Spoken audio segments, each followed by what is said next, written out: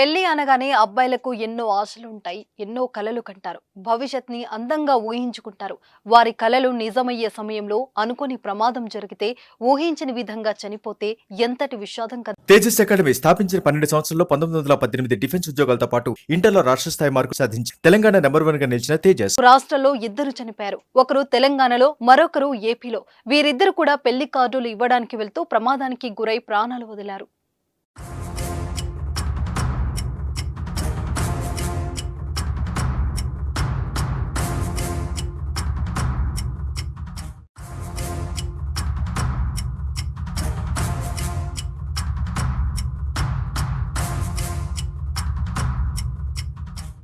అతడికి ఇటీవల తూర్పు గోదావరి జిల్లా నిడదవోలుకు చెందిన యువతితో వివాహం నిశ్చయమైంది.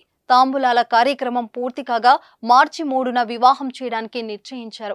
ఈ క్రమంలోనే వృత్తిరీత్యా విజయవాడలో ఉంటున్న అతడు పెళ్లి కార్డులు పట్టుకుని నిడదవోలుకు బయలుదేరాడు.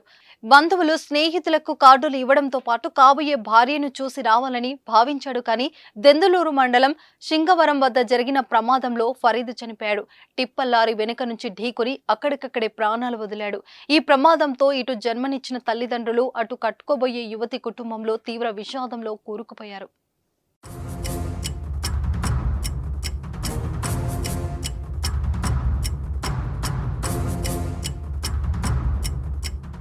ఇక తెలంగాణలో కూడా కాబోయే వరుడు ప్రమాదంలో మరణించాడు. యాదాద్రి భువనగిరి జిల్లా మోత్కూర్కి చెందిన శివకు ఈ నెల 18న వివాహం ఉంది. దాంతో పెళ్లి పత్రికలు పంచడానికి నల్గొండకు వెళ్లి తిరిగి వస్తుండగా అమ్మనబోలు, పల్లెపాడు గ్రామాల మధ్య బైకు అదుపు తప్పి కింద పడిపోయాడు.